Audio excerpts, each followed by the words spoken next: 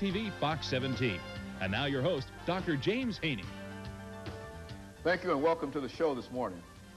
The topic this morning is Coach Frankie Allen of the Tennessee State University basketball program. And we're fortunate to have with us Coach Allen to talk about the Tennessee State University basketball program and the fact that Tennessee State University is the OVC champ in men's basketball for the 1993 season. Welcome to the show this morning, Coach. Well, thank you, Dr. Haney, for having me as your guest.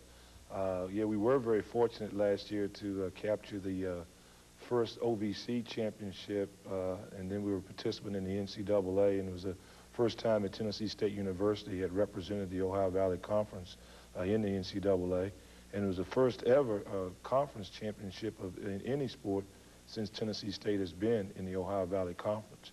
We're quite proud of that accomplishment. Very good. And, Coach, of course, we certainly will talk about the basketball program and a number of other things this morning. But I can't forget that it was about this time that you made your first appearance on our show. And I think it was at that point that we predicted that Tennessee State University would win the OVC and whatnot. And we talked about that. And we hope that that was a good omen. And you might be prepared to do that through a repeat. But first, let's talk about Coach Frankie Allen and give our audience some information about your background and education and some of the things that were important in your life leading you to become coach of the Tennessee State University men's basketball program. Well, I've always enjoyed athletics. I'm originally from Virginia. I was born and raised in Charlottesville, Virginia, which is in the central part of the state. I've been home to visit my mother quite often, so it's about a 9-hour drive from Nashville. You know, my parents, like most parents, you know, they try to instill certain values in their children, and I was very fortunate, I think, in some respects, because I was the youngest, and so I had the benefit of I guess, of maybe getting a little bit more sometimes in terms of opportunities. But I was the youngest of three. I have an older brother and sister that still live in Charlottesville. And, you know, I grew up there, played high school basketball at Old Lane High School, for any Charlottesvillians looking in this morning. And we were fortunate to win back-to-back conference championships as when I was a player there. But I really felt that those experiences that I had were very instrumental. I think one of the big keys, both my mother and my father, they were both just hard-working people that, you know, try to get their children to do the best and make the most of first opportunities. And I was the first one in my family, being the youngest, that had an opportunity to go to college, and that was provided by an athletic scholarship to a small school also in the state of Virginia, Roanoke College. I enjoyed quite a bit of success there. We won conference championships, went to the NCAA Division II championships, you know, had an outstanding career there. Was the all-time leading scorer and rebounder at Roanoke College, and those records still prevail today.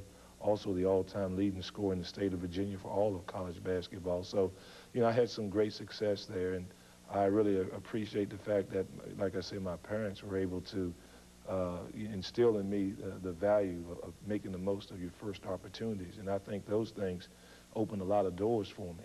I went from there with a BA degree in philosophy.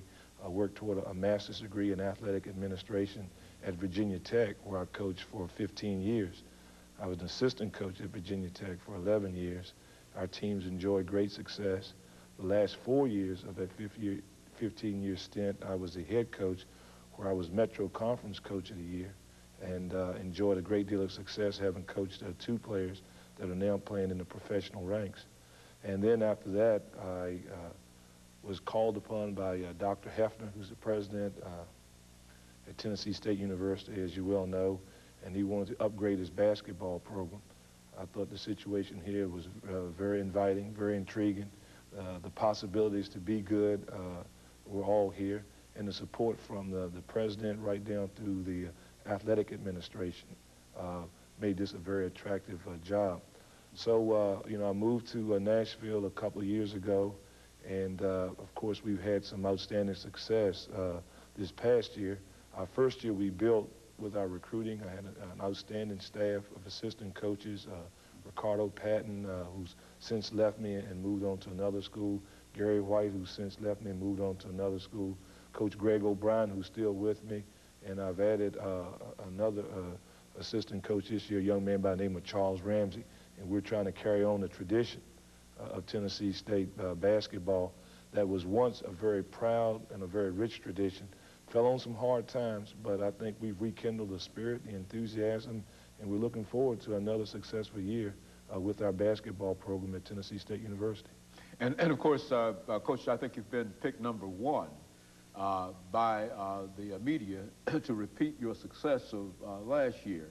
And we all look forward to seeing you do that. But let's look at that successful OVC team. I mean, what can you tell us, the audience, about that team? Nobody certainly expected you when the season started to end up as the OVC champs and then to go to the NCAA. What can you say about that team? Well, I think it was just that championship was won the old-fashioned way with a lot of hard work. As a team motto, we have as our team motto, and we've had that since I've been the head coach, there's no substitute for hard work. I may say to the players anytime we're breaking the huddle after a timeout or doing our practice sessions, there's no substitute for, and they'll always respond, hard work. And I think we instilled some good work habits in those young men. True, we had some very talented players, but we played so well together. There have been a lot of teams that were more talented, I thought, that we played last year, but I don't think any team blended its talents and utilized its talents as well as we did. The team chemistry last year was just outstanding. I certainly hope that we can recapture that same spirit and team unity that we had last year, because those were the things that really helped us win the championship. I told the players on many occasions during the season when we were winning and we were kind of basking in the glory and the media was calling us Cinderella and all those good things. I told them on many occasions, I said, I'm really proud of the fact that we've won, but I'm even more proud of the fact is the way we win. We do it with style, we do it with dignity, we do it with class.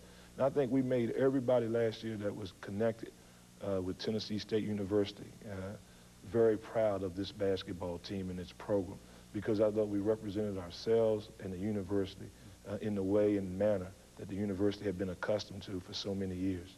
When you think about support, that's a very, very important ingredient. I recall you talking about it the last time you were with us. What kind of support do you think that you're finding and that you found last year, and what kind of support do you anticipate dealing with this team? Well, the support has been tremendous, like I said, from the university to the community to just our fans, our student body. They've all rallied behind our basketball program. When I talk to people in the community that had been long-time fans of Tennessee State University, they said to me, Coach, we were just waiting for something to cheer about. You've restored our pride, and those kind of things make you feel good as a coach, that not only are you reaching out and touching your players, but you're reaching out and touching the community. And in some way, shape, or form, maybe we're giving hope to a community of people that look for something to hope for and to hang on to.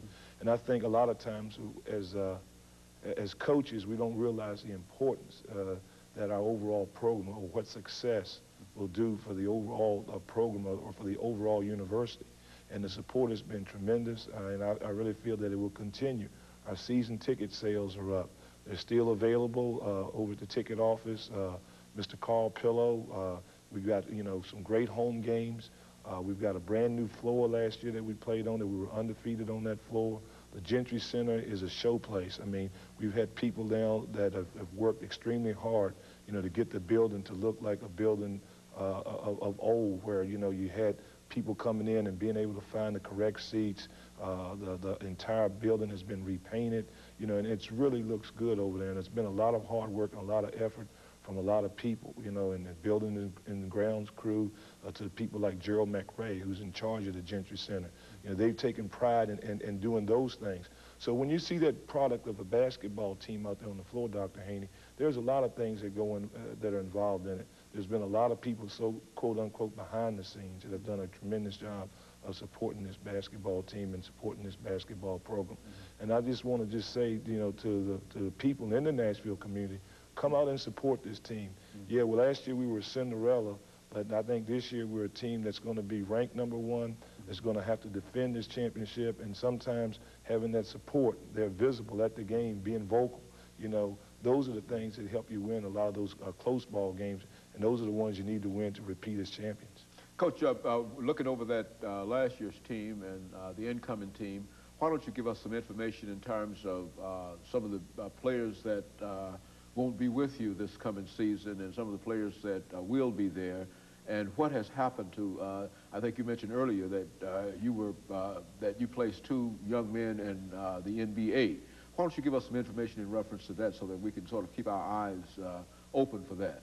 Well, the players that won't be with us next year, of course, were our captains, Dwayne Wilson, who will be acting as a graduate assistant coach, and Michael Moore, who will also be involved with our program as he's finishing up his degree.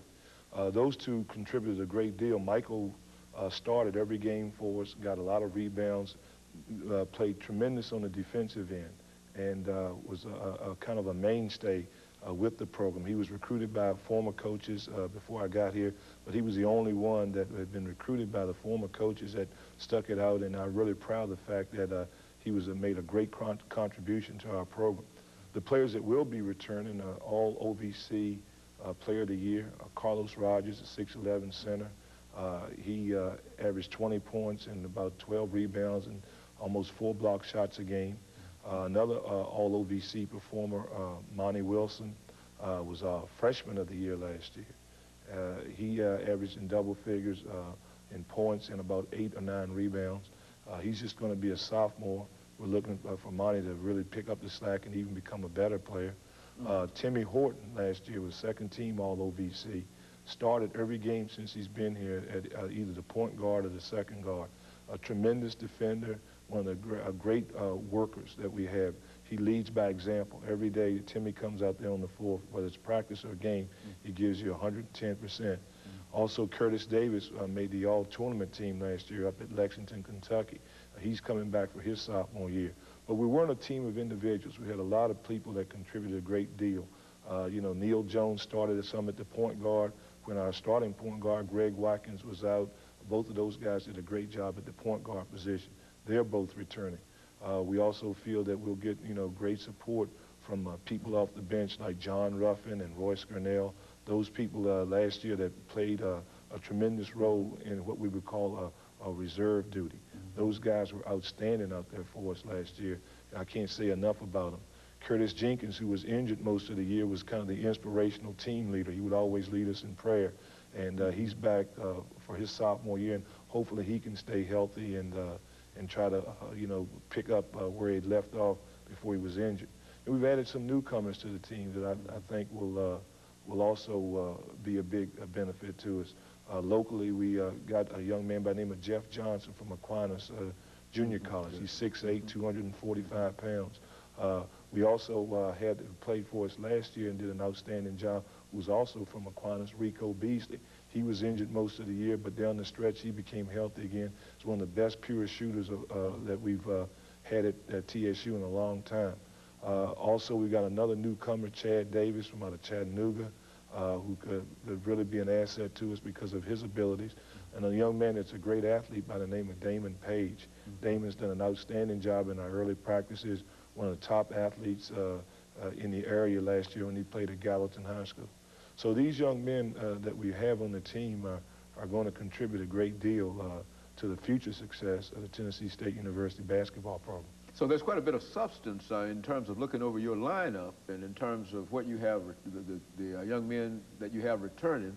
There's quite a bit of substance in placing you in number 1 from that perspective. Well, right. We have a lot of people returning, and I think that that when you look at the experience factor, a lot of times when they make these preseason polls, that's one of the big criteria. But as I've told the players on many occasions, last year we were picked last and we finished first. So